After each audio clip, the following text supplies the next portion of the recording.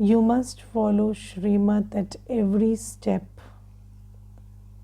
Yes, but the question is, what are the steps?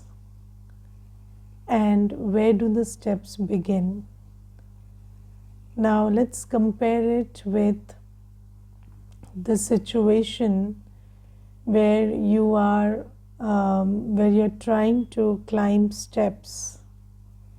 Yes, so you can't start somewhere in the middle. You have to start from the first step.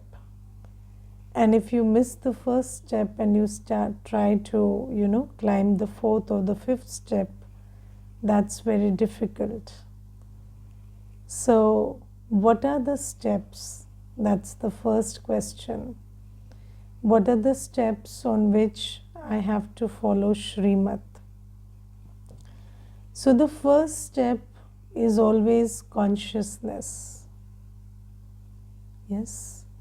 And then let me tell you something very beautiful.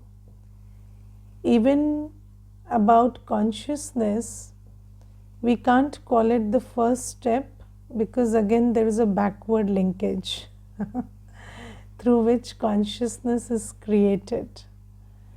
Yes, so let's understand this is kind of a cycle of steps rather than a flight of steps.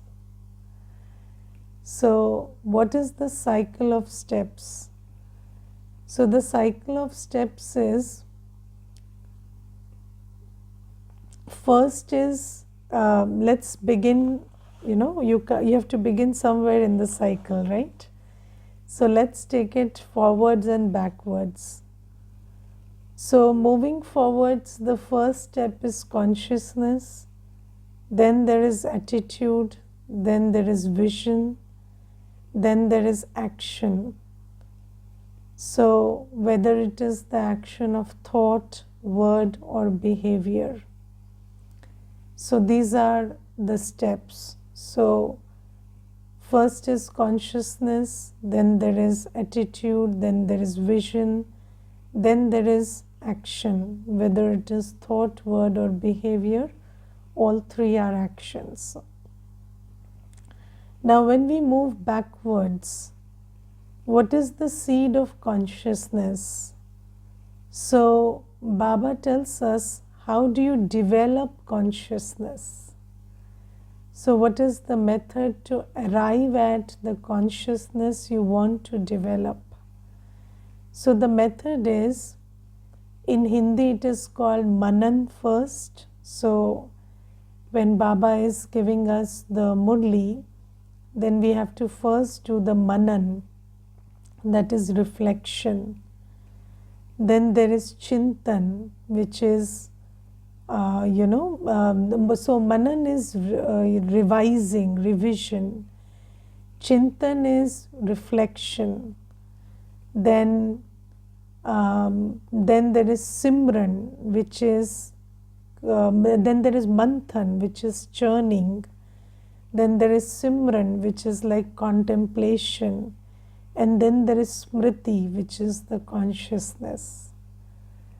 So, this is about the steps. So, when we want to develop consciousness, then we have to pay a lot of attention to the Murli.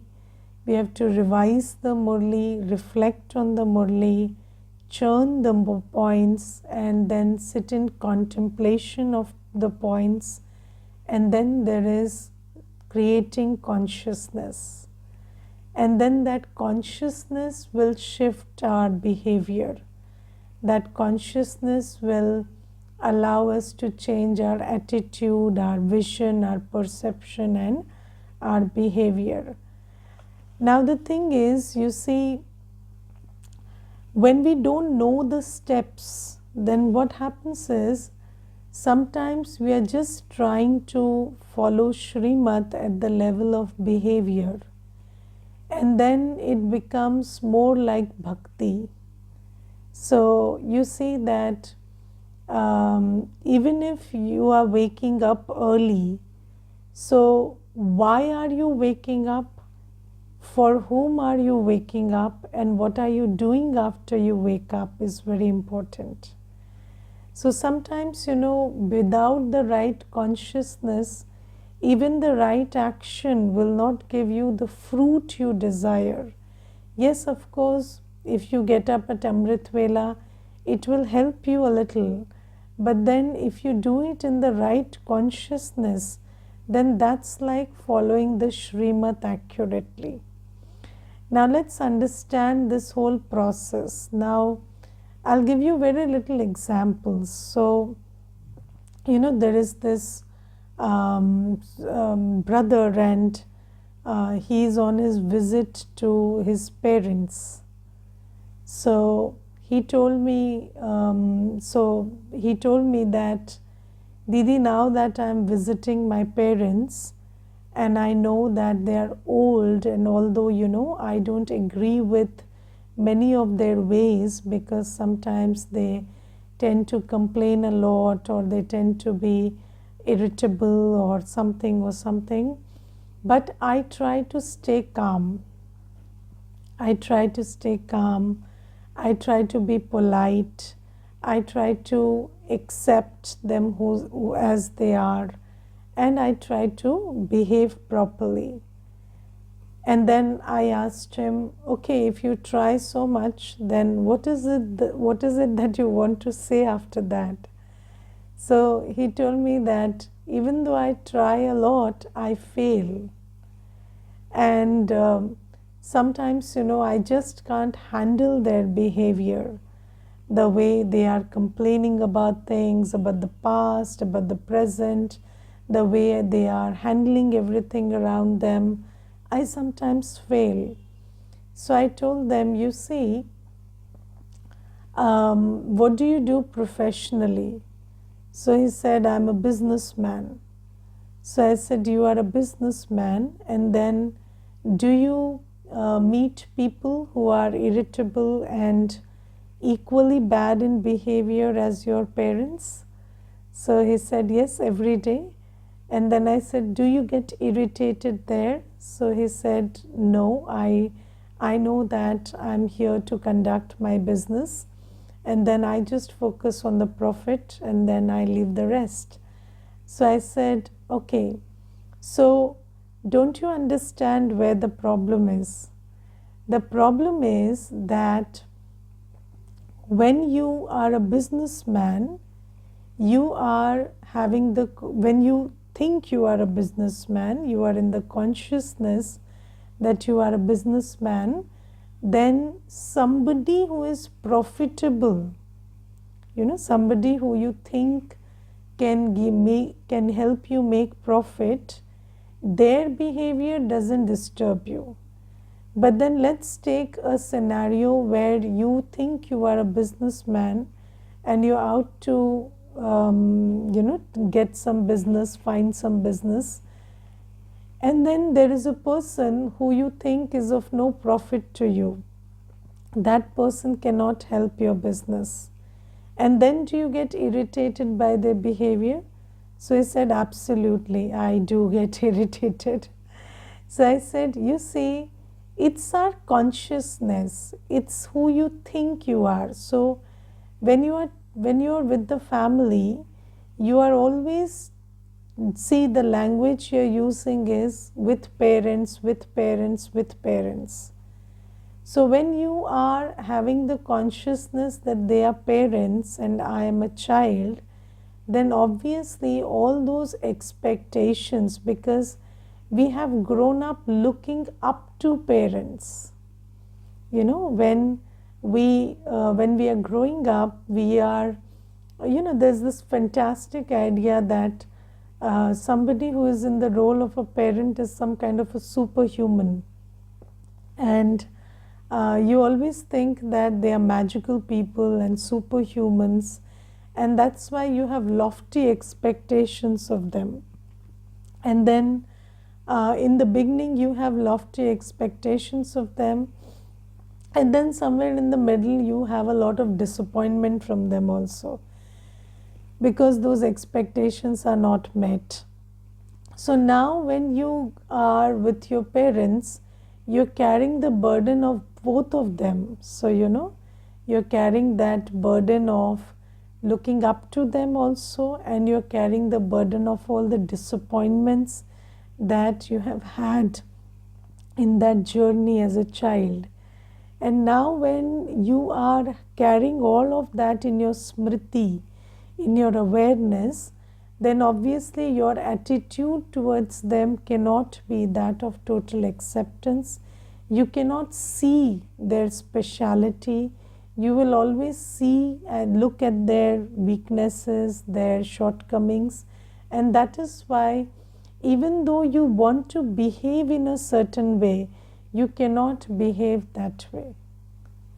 Yes, so, and then I will tell you one more incident which is very interesting. So, again, it's related to parents, and there is this one Mata, and she always tells me that I do not want to end up being like my parents.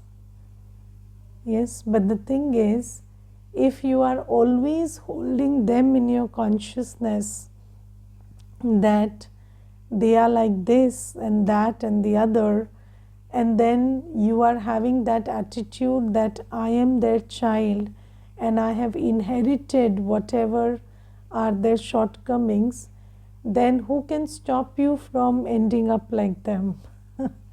So all your fears will materialize, because your fears are coming from a place of identification. So you are identifying with that which you are afraid of. So when you are identifying with your parents, their nature, then obviously how can you stop that identification from doing that work? And when you identify with someone, you hold them in your awareness as your own. So it's about who you belong to. So when you hold them in your awareness in that tight a way, then obviously your attitude, your vision, your action is like that. They start coloring your vision, attitude, and action, because that is the fundamental principle of yoga. So when you have yoga with someone, then they will color your attitude, vision, and perception. So this is why you cannot stop yourself from being like them, because you will become the one you have yoga with. So Baba says you have to start, and you have to begin to understand first that whatever you do, your behavior is ultimately, a product of these 4 steps. So whether it is change at the level of thought or words or behavior. So sometimes temporarily you can today I'll pay attention to not complaining, and maybe you can do it for 1 or 2 hours, but I don't know whether 1 or 2 hours is also possible just by paying attention to that. But if you don't change yourself at the level of consciousness, then changing at the level of behavior is impossible. Whether it is thought, word, or action, you want to speak differently, you want to think differently, you want to act differently, you have to change your consciousness. And this is why Baba says, follow Shrimat at every step. So Baba has given us the Shrimat for every step, but in order to follow the Shrimat, what does Baba tell us every day? Baba tells us that remember me.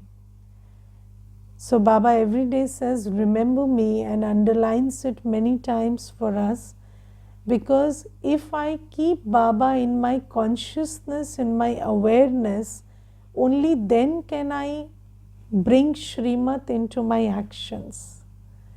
So the first Shrimat that I have to follow is remember Baba. And how will I remember Baba? When I feel that sense of belonging, that sense of relationship with Baba. And what is my only source of, physical communication with Baba. So everything else depends on the state, on your state of being. So whether you're close to Baba, away from Baba, everything else is very subtle. So, it depends on your state of being. But what is the most physical contact that we have with Baba? So the most physical contact that we have with Baba is the Murli. The most physical, the most concrete contact that we make with Baba is through his words, and it is always, so in the Gita also it is said Bhagwanu Vach. So when God comes, he speaks. That's his identity. So he's known by his words. So the most concrete introduction or relationship that we have with Baba is through his words. The most physical, at least, the most physical communication that we have is through his words, through his Murli. And this is why, in order to keep Baba in my awareness, the simplest method is to revise the Murli, to churn the Murli, to reflect on the Murli, to contemplate. What is contemplation? So, dwelling very deeply on some aspect of Baba or the drama or myself or Satyug, which Baba is talking about in the Murli. So the Murli is the only medium through which you can shift your consciousness, because even if you want to remember Baba, it is through the Murli that Baba is giving you insight into himself. You want to be soul conscious, Baba is giving you insight into who you really truly are in the Murli. And you want to develop acceptance for happenings around you, it is in the Murli that Baba is giving you knowledge of the drama.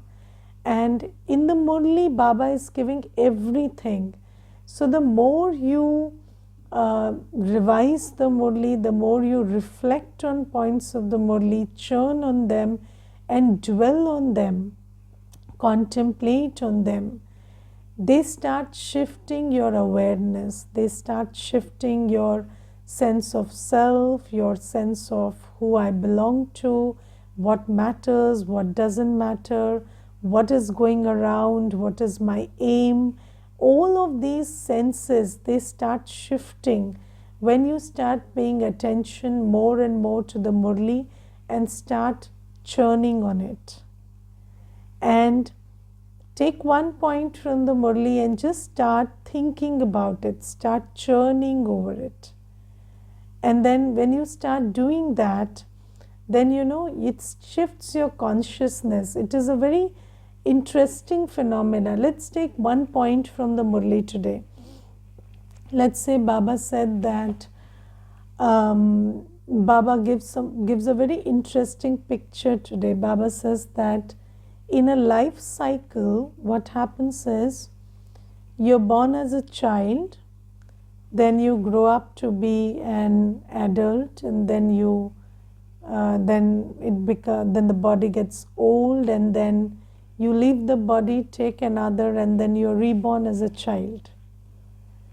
And this is a cycle. And it's such an interesting cycle that so if you think about this cycle, then you are always at some point in the cycle. Yes? But then you're always thinking about the next point in the cycle. Don't you?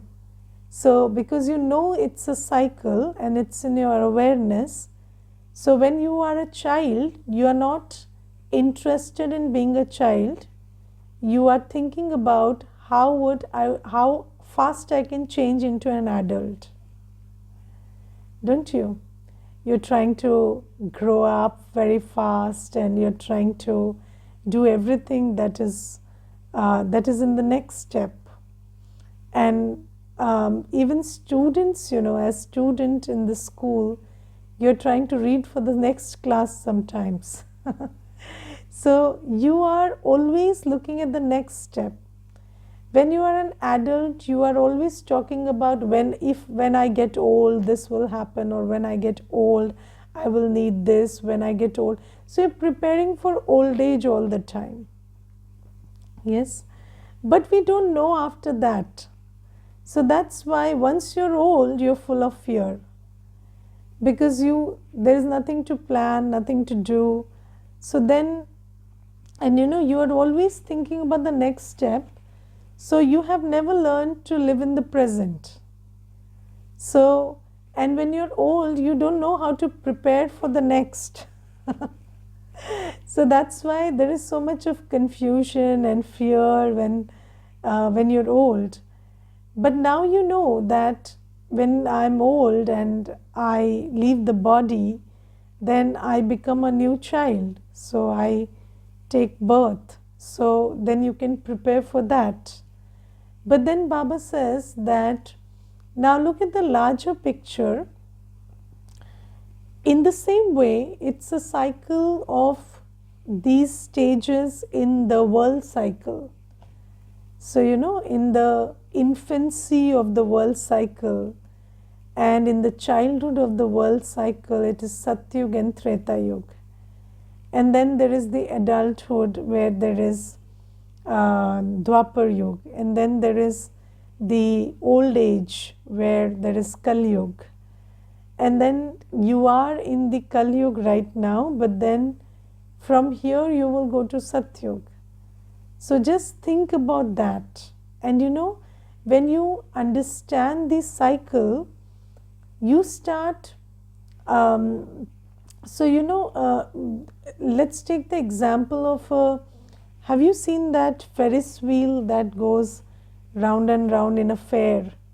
So as children, and these days also, some people, they go to fairs, melas we call in India, and when there is a Ferris wheel going round and round, then you enjoy going up, you enjoy going down, because it's a cycle. What if you were apprehensive? What would happen once it reaches the top? It won't go down. It won't come down. Or what if you thought that I will not go up after this? No. Because it is going round and round, you are enjoying going up, you are enjoying going down. So Baba says that this is the idea of a cycle. So when you are in a cycle, it's very easy to let go. So once you start thinking about this whole drama as a cycle, then everything in Kali Yuga which is causing you unhappiness becomes very easy to let go also, because you know that this is temporary and then the next is coming. And so when you have when you know that something is disposable, then you just let go of one piece and then you take the other, use the other. When you use disposable napkins, you know that one is soiled, you use the other, you leave that and go to the next. Similarly, you see, this ever continuing drama is like second by second. You can dispose of the last second and then use the fresh second. And this whole rotation, when you just keep rotating it in your awareness, in your intellect, that this is how second by second, it has moved from Satyug to Kali Yuga, and then in a few seconds it will be there in Satyug. So this drama is ever changing. So why am I so stuck in 1 second? So Baba says that if you just think about points of the Murli, so we always want to imbibe virtues, imbibe powers, and we want to act differently. But then how virtuous you will be, or how powerful you be, or how you behave is always an aspect of your consciousness. So if you don't churn on the Murli, then you can't shift your consciousness. And every point of the Murli is a jewel. It shifts your consciousness about who I am, who I belong to, what matters, what's going on, what is my aim.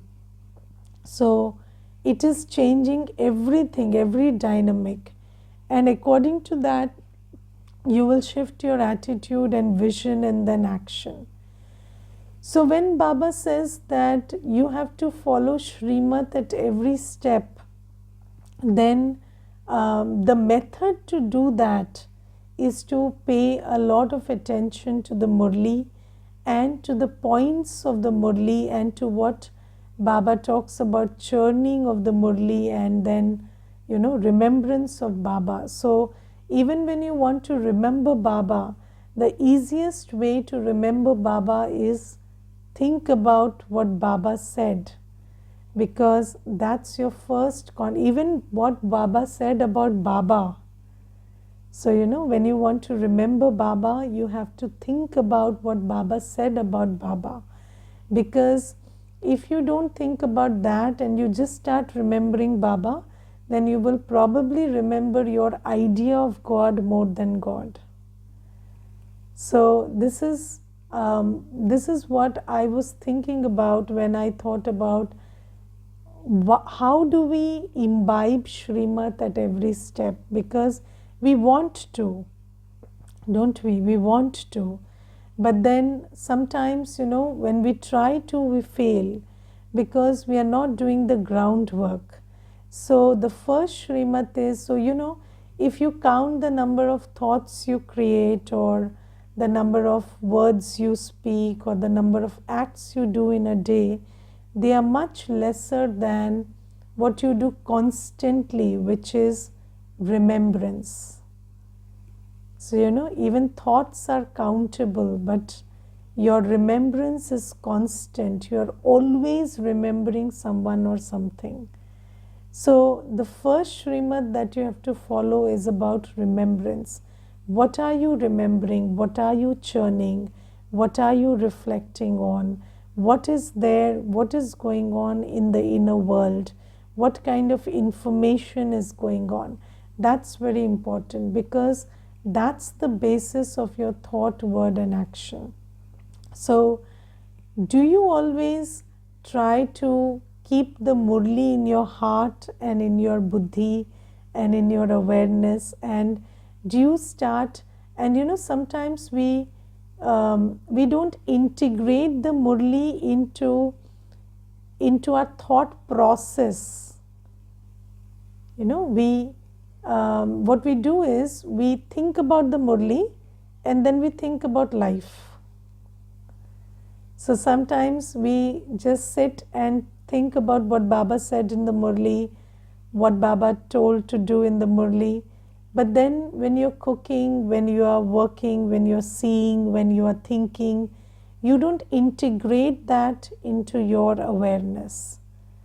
That's the thing, you see. Yes? So that integration will happen if you start churning on the Murli and contemplating on the points of the Murli. Because there was this one brother and he told me that I and my mother are in Gyan, both are in Gyan, and we go to the center together and we listen to the same Murli, and as soon as she comes out of the class, she will do the exact same thing that Baba had told her not to do in the Murli.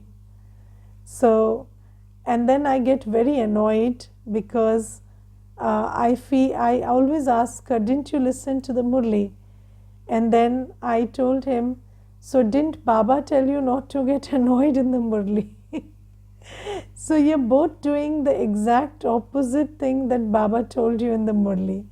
And then he told me, again, when we sit for reflection on the Murli, we sit and discuss points, then we are again like in the class and we are discussing points. But then again, as soon as we get up from that discussion, we are the same son and mother, and we keep fighting over little things. So this is what is happening, Didi. We understand everything, but there is no integration in our life, with the Murli. So that is something that we have to bring about. Because because we have spent so much of time in bhakti, and in bhakti there is this divide, where you go to the temple. So Baba always gives this example that when bhagats go to the temple, they will say, I am patit and neech and papi. But when they come out of the temple, you tell them you are patit, they will get very angry. So because in bhakti there is this hypocrisy where you are saying something, talking something, promising something, thinking something in the temple, and as soon as you come out, you're someone else. But that hypocrisy is also happening here sometimes, because we bring those sanskars of bhakti here. But this is what Baba is always warning us against. And we have to try to, whenever you're coming into action, check whether your thought is in accordance with what Baba tells you in the Murli, whether your vision is in accordance with that, whether your attitude is in accordance with that. But for that, you have to start churning on every point of the Murli always, because when Baba says, remember me, the easiest way to remember Baba is through what Baba said in the Murli today. And when you try to remember that, and remember means contemplate on it, dwell on it, then it starts shifting your consciousness. So this is first thing. And then today, Baba, in the slogan, I'll take up the slogan a little. Baba says in the slogan today, constantly stay away from the dust of thinking of others and looking at others, and you will become a valuable, flawless diamond. So a diamond is sparkling from inside, but if there is dust from outside which gathers on the diamond, then that dust can make the diamond look like it has lost its charm. So what is the dust Baba is talking about? Dust of thinking of others and looking at others. So whenever you think about someone, their actions, their words, their thoughts, they kind of cloud your intellect. Yes, and then that intellect, which had to hold Baba's knowledge in itself and shine with the radiance of virtues, it's not able to do that. So people speak, people act, and they do that according to who they are. Yes, and they don't know the truth, they are not the truth. But when you get caught up in that, and when you start thinking about what they are thinking, what they are speaking, what they are doing, what they are saying, how they are behaving, then you also stop that light of truth that's coming from Baba from entering you and making you shine. And this is what happens. And sometimes somebody will give you an opinion about you. Yes, they will say that you are never doing enough. Yes, you are never good enough, or you're not doing your best, or you're not doing enough, or I have complaints from you. And then you start thinking about them, their words, or you start looking at their face while they are complaining about you. And then suddenly you've forgotten that Baba told you meethe bacche today. and that meete bacche had given you a smile, but now that smile is lost.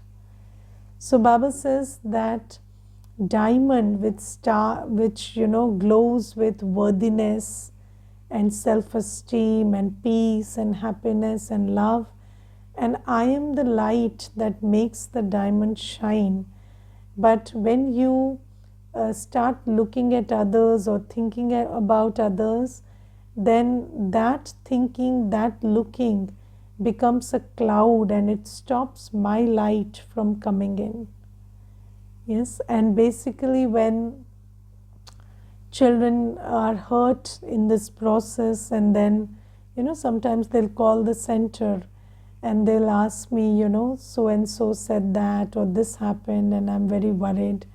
And then all we do is we tell them, think about what Baba told you today, and think about how Baba looked at you today, and think about the hopes that Baba has on you. And suddenly all their energy is again found, and all that enthusiasm comes back, because it is Baba's light of knowledge, Baba's light of love, Baba's light of, what do you say, support, and Baba's light of filling us with enthusiasm that makes us shine like a diamond. But when we allow these clouds to come in, then they stop that light and we lose our glow. So prevent that and stay away from that. So whenever you catch yourself doing that, change it. Okay, Om Shanti.